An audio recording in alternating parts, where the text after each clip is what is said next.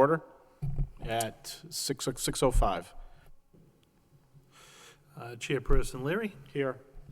Ms. Martin, Ms. Scott. Here. Okay. Mr. Lang, this is the report of the first quarter of the school year. We'll be conducting finance subcommittee meetings each quarter prior to the school committee meeting.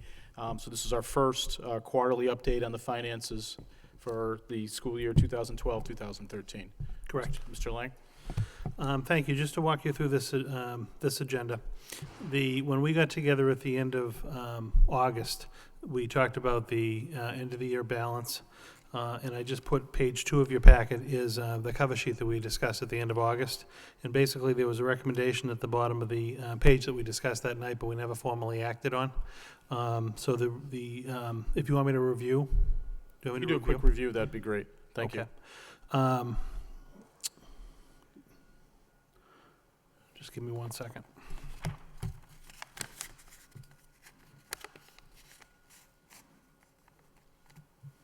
Okay. What we ended up having last year, we typically at the end of the year have some type of a surplus, and we have to balance the budget at the end of the year. We want to fully expend all of our local funds, so we fully expend down the city appropriation. And last year and the 2 years prior to that, we had received some money from the Ed Jobs federal stimulus package, and that money was only allowed to be used in certain areas, one of which was health insurance. So we actually charged off to that health grant last year a significant portion of funds, but that's the fund that has flexibility to carry over into fiscal 13, and those funds had to be spent during the first quarter of fiscal 13.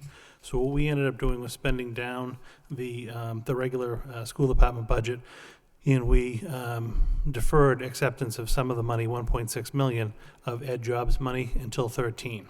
So basically what it did at the end of the year on the books is it created a surplus in our regular local budget health insurance account, which we now want to transfer into a different account within the budget to be able to have the school committee appropriated at a later time.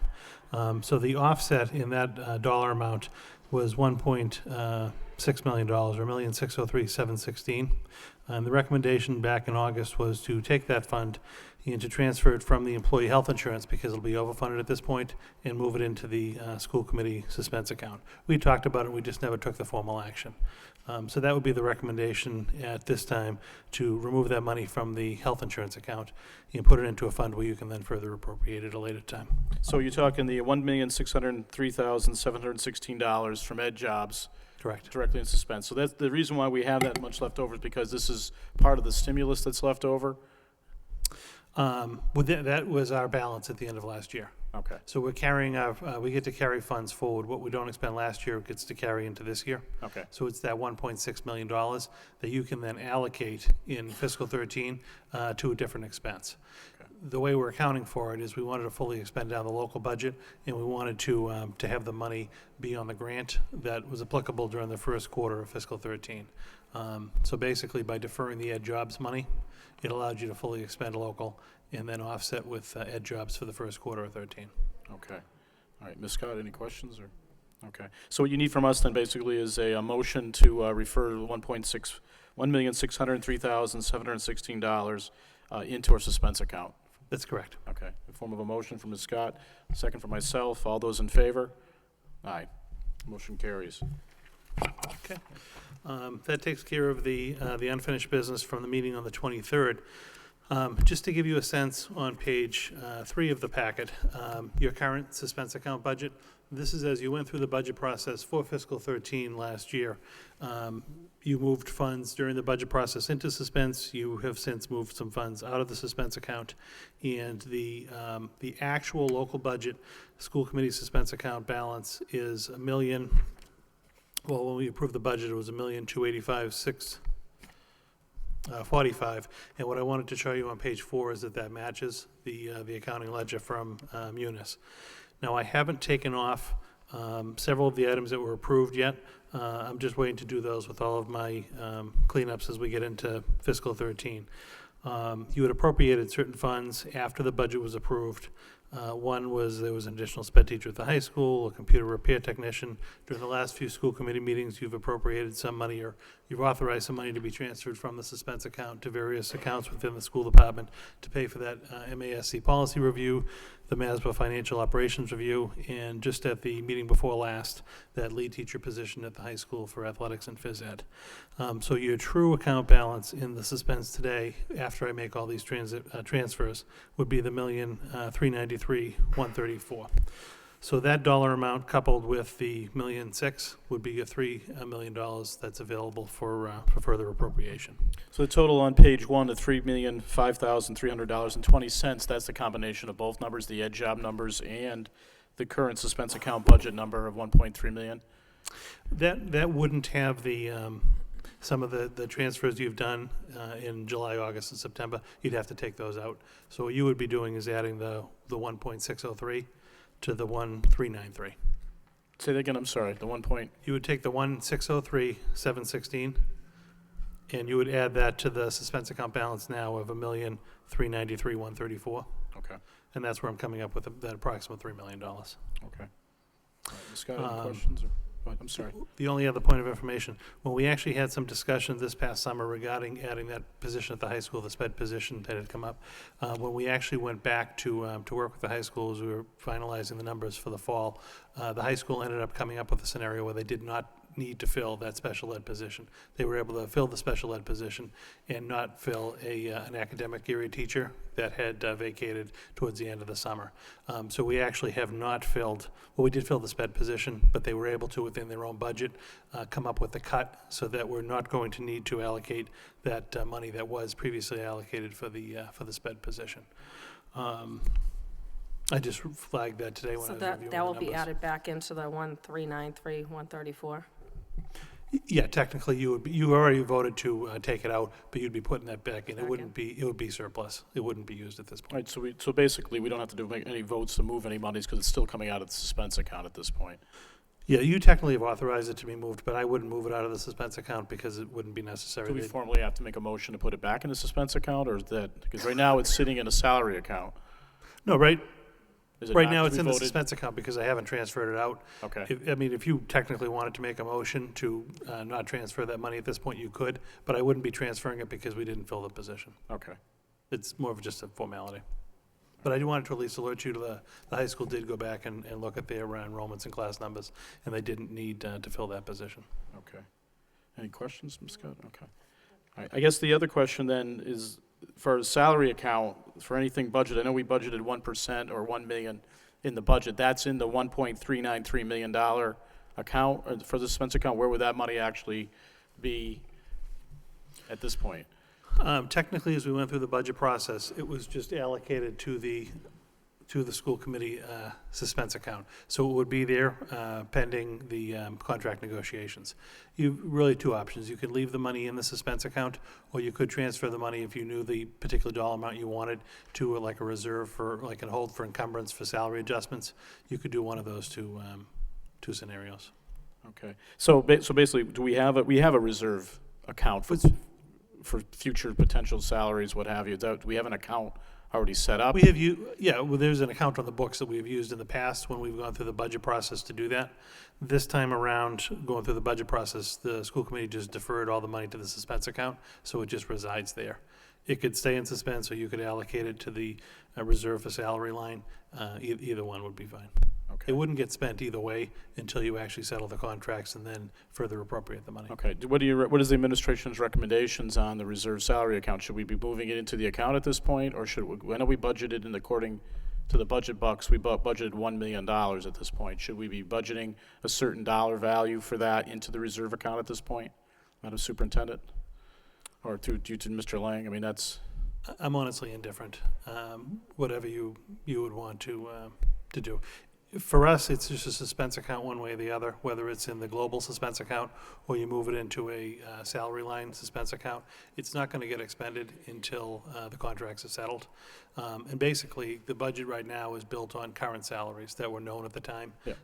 So that money wouldn't be expended until there's a new contract in place. So either one are really just encumbrance or control type accounts so that the funds don't get dispersed without your approval. Just for my own personal mind, I like that when you reserve something and you know you're going to be spending a certain amount, I think you should have that in the reserve account specifically allocated for, whatever you're paying for, whether it be salaries, health insurance. So, I mean, I would feel more comfortable rolling in some monies. I don't think we have to do it at this point in time, but I think we need to really book a number in terms of what is this year's salary budget going to be and articulate that in the budget. I mean, I don't know, Ms. Scott, if you have any thoughts on that, but I think that's that's the way we should be doing. If we have known exposures, then we should be budgeting accordingly for that known exposure.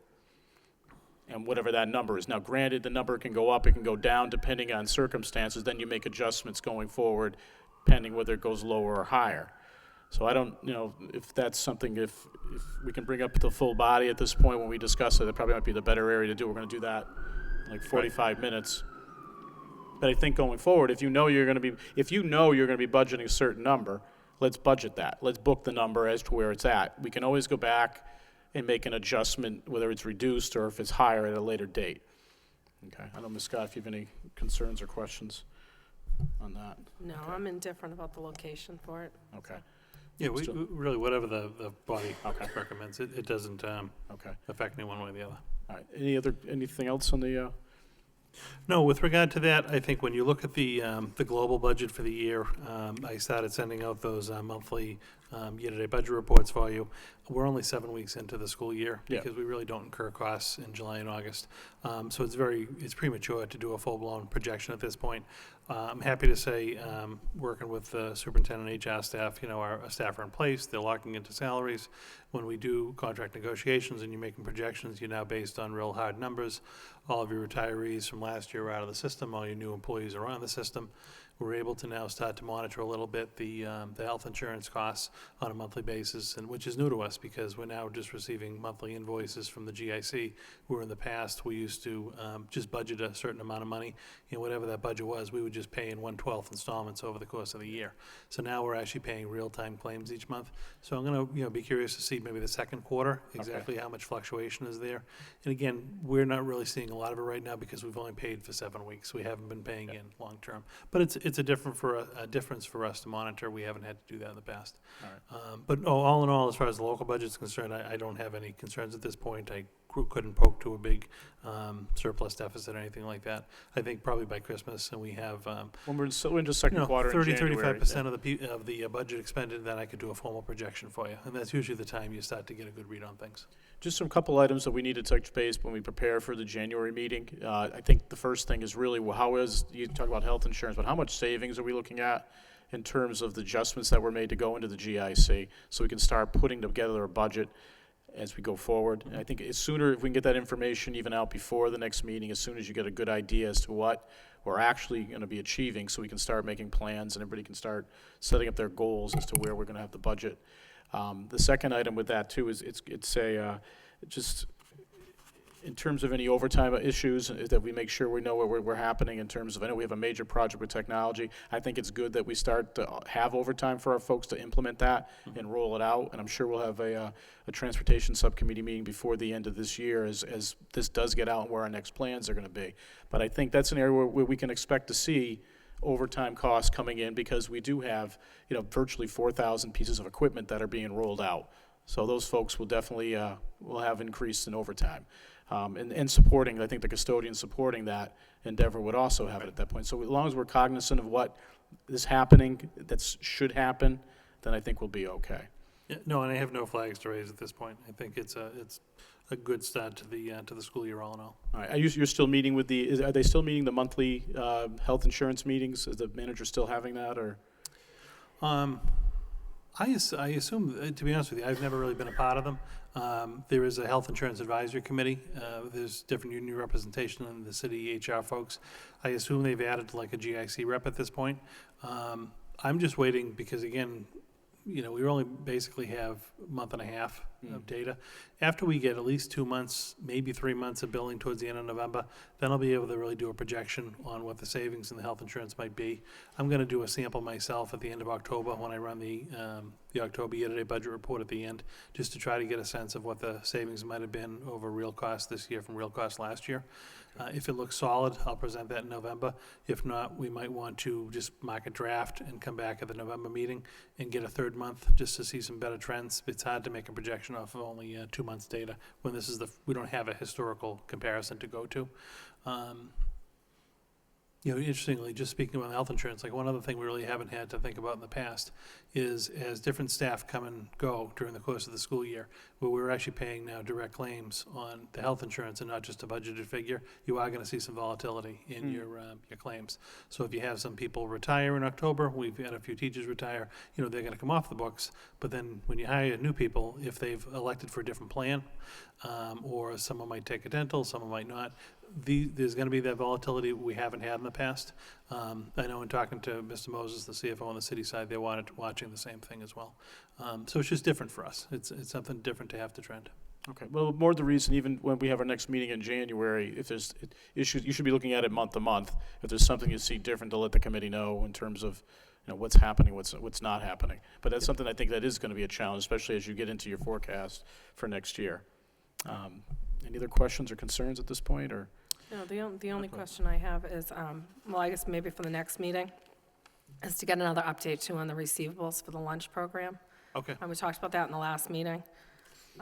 And maybe also the status, that we talked about the direct connect calls, Yes. the lunch balances. Yep. I don't know if you've worked on that at all.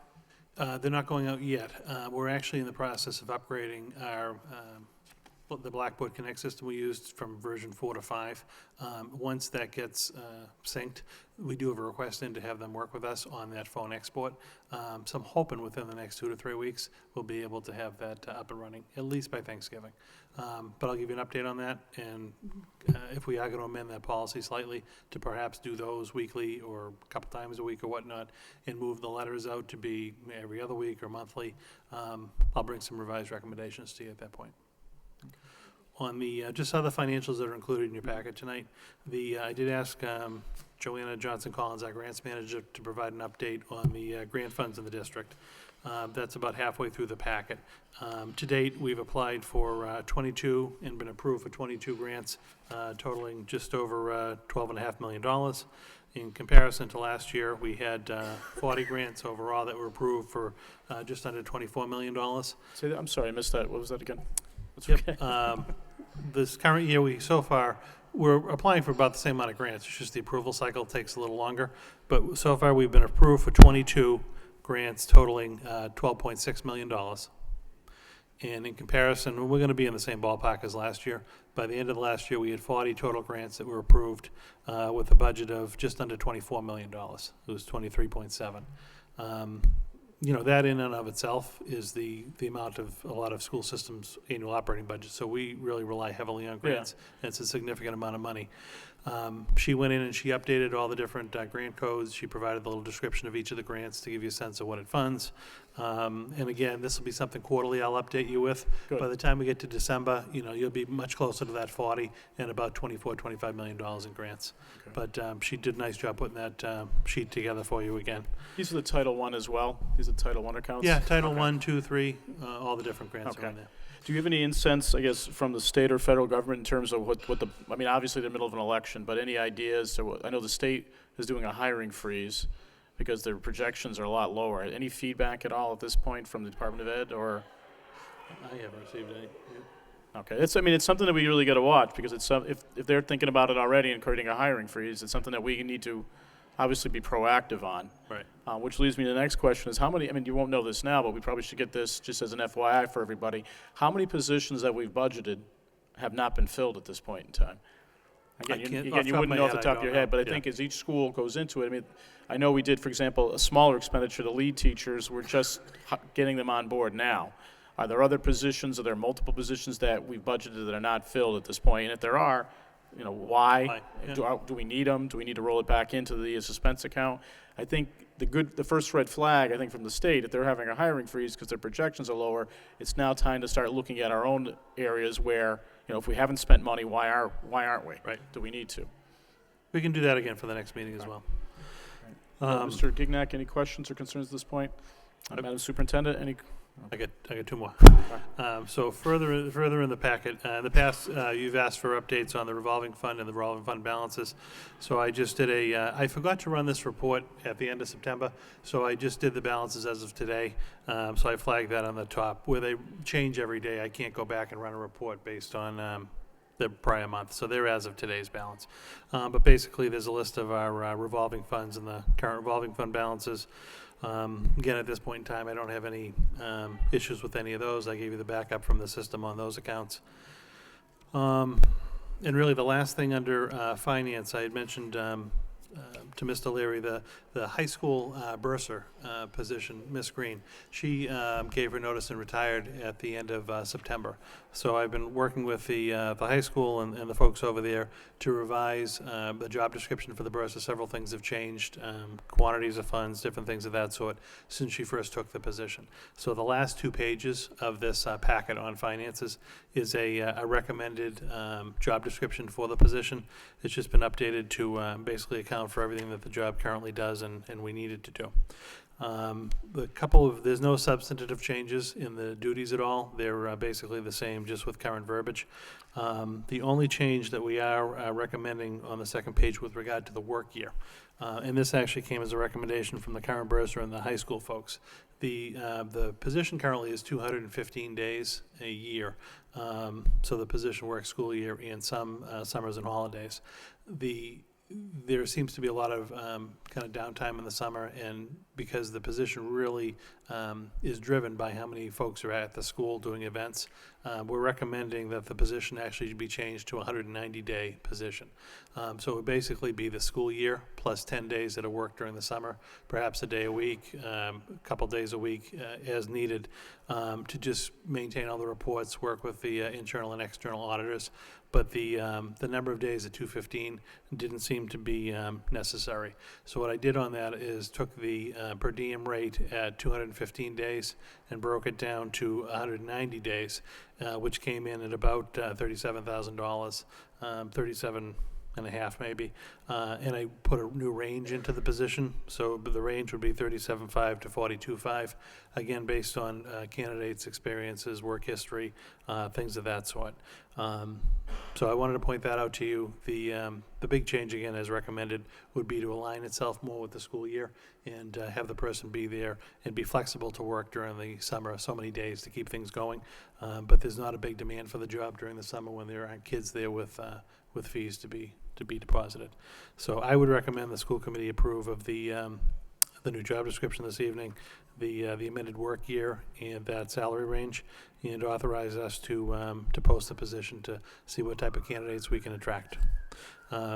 Ms. Green has volunteered to stay on just a day or two a week to keep the accounts going until we can transition to a new bursar. And she's extended her willingness to do that through the fall season. But I'd like to try to get someone on board to do a little crossover training with her and have them fully start before the holidays, if possible.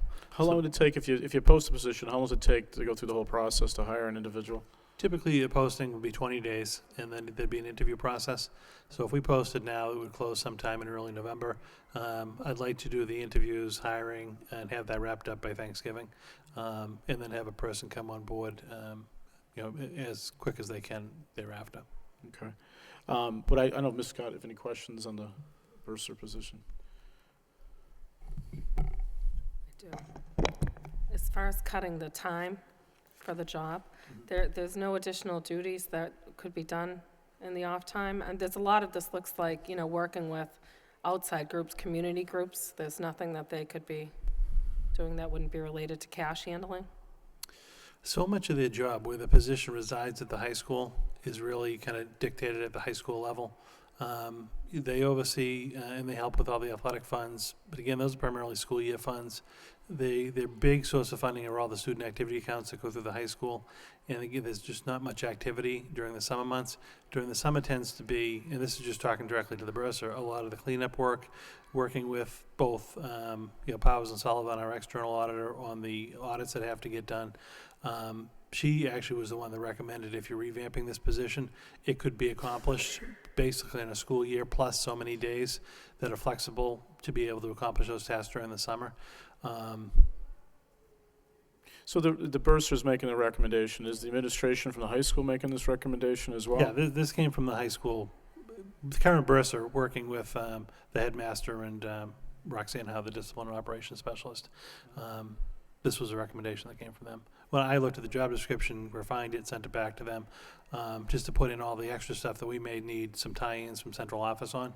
I think the job can be accomplished during the school year, if it's going to remain bursar type. If you start adding on a lot of non-financial duties, and you certainly could pull different things into it, but then it becomes less of a focus on a really financial person at the high school. And I wouldn't want those aspects of the job to dominate during the school year. It can become touchy. Okay, I think at this point, because there's only 2 of the 3 members here, we're not going to really be able to make a recommendation for tonight's meeting, but it is going to come up under the finance, so we can have a full discussion with the committee at Yeah, that that's point. fine. Questions can be asked as well as reviewed. Well, I take at this point, is there anything else we need to discuss on the finance side? No, maybe just a motion to accept the reports as a report of progress, Okay. and then a motion to adjourn. All right, motion by Ms. Scott for report of progress, second by myself. All those in favor, aye. And a motion to adjourn by Ms. Scott, second by myself, adjourned. Thank you.